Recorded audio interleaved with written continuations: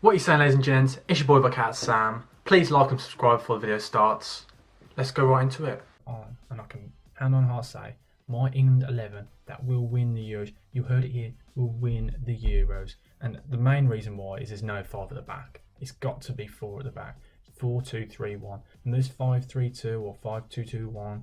It's 4-2-3-1. And my problem is with 5 at the back, it's very slow, it's very methodical, it's very predictable, it's easy to play against. And the two holding players, it's not working. So Gareth, if you're watching, well, I know you're watching, make some notes and just change the team, okay? So, in goal, Dean Henderson, the Manchester United player.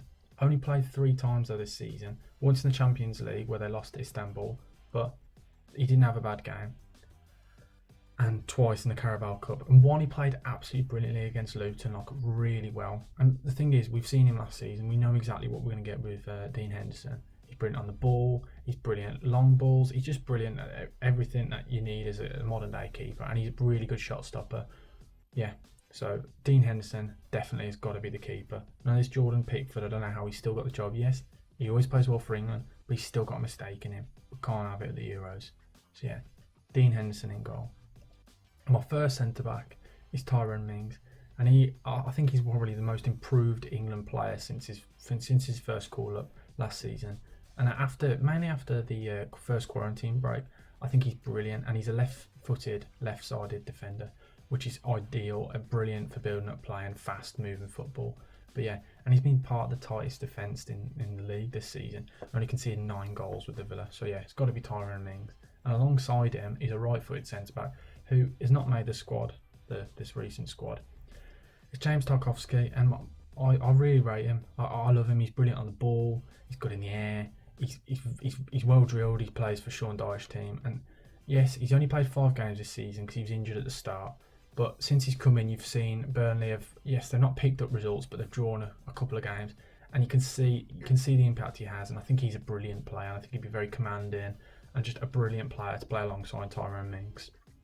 So next, we're going to move on to the left back, and this is the Chelsea left back, Ben Chilwell. And I think he had a really good start to his life at Chelsea. He started off injured, but he's played 5 times, got 2 goals and 2 assists, which I think is a brilliant start. And you know what you're going to get with him. He's very fast, he's very good defensively, and he's again left-sided, which is ideal for a left back. Not Trippier playing left back with the right foot. He's a brilliant player, and you know what he can do. He's going to bomb forward and keep getting those crosses in. But yeah, Ben Chilwell. And then let's hop over to our right back, and it's Trent Alexander-Arnold. I don't think you can go wrong with Trent. Yes, he's never seemed to play as well for the national side, but I think this is his time. He's starting to look more assured at the back, and I've always worried about him defensively, and I've always been more drawn towards Wan-Bissaka. But I think recently I've seen a change. He's only got 1 assist this season, which a lot of people say is bad, but I've kind of liked it because I've seen a different side to Trent. I've seen a defensive stability that I've never seen in him, so I'm quite happy, and he's definitely going to slot and play well there. And again, he can still bomb forward, so we're going to have very attacking fullbacks. And so next, we're going to hop over to the centre midfielders. And the first one is Ross Barkley, and I know some of you might be raising your eyebrows, but since this move to the Villa, he seemed like the old Ross Barkley, the Ross Barkley we saw at Everton, and at some points in Chelsea. And I've always loved Ross, and when he's on the ball, he's going to drive at players. He's technically well, and I just think he's a great player. And he started well. He's got a couple of goals and a couple of assists. He's playing well. And I think by the summer, I think he'd be there. He'll be definitely there. And alongside the other centre mid, I think he'll work really well.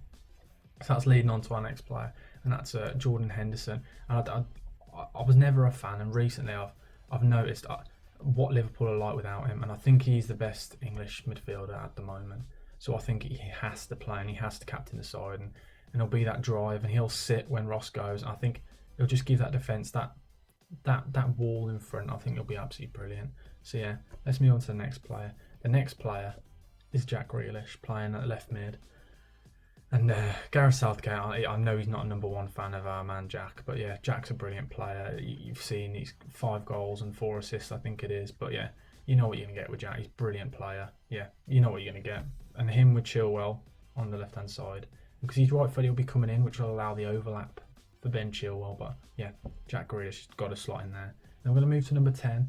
And then the number 10 that's playing just behind the striker is a bit of a contentious one again, but I think we've seen the way he's been playing for Tottenham this season. He could really play well there, and that's Harry Kane. And we've seen the goal tally and the assist tally, but it's the assist tally which is vital for me. I've noticed a different side of his play. I think he'd be brilliant linking up with our striker and the wingers. And his work rate, I think it will really help the team going on. And he can play up top as well, so it could be a 4-4-2 or a 4-2-2.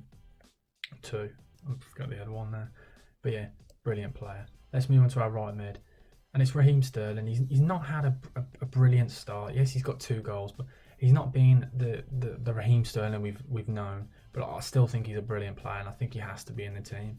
And yeah, I think these 3 attackers here can all switch and change positions, because I know Raheem does usually play on the left, but I think he'll put in a good shift on the right. He's technically brilliant. He's right-footed. He scores goals. He gets assists. I think he'd be brilliant, and I can't see why he can't be in the side. He's always in the side, so yeah, I think he'll play. And then the striker is what I think is the biggest problem at the moment for England. We need pace, and that's what I've noticed recently that we've not got. We need pace, and this man I know has retired from England, but I completely, if this is my video, if I was Gareth Southgate, I would call him up and I would say, Jamie Vardy, get back in the squad. He's you can't deny his stats are unreal. And yes, I know a lot of people say for internationally the game's not the same. He's a brilliant player. He's a proven striker. We need a goal scorer, a fast pace. I would call him up and say, just come back. We need him. And I think Jamie Vardy put in a brilliant shift at top. I don't think you can go wrong with him. But yeah, so that's my 11. If you disagree or if you agree, comment below and let me know what you think. Thanks for watching, guys. It's your boy Back at Sam. Over and out. Please like and subscribe.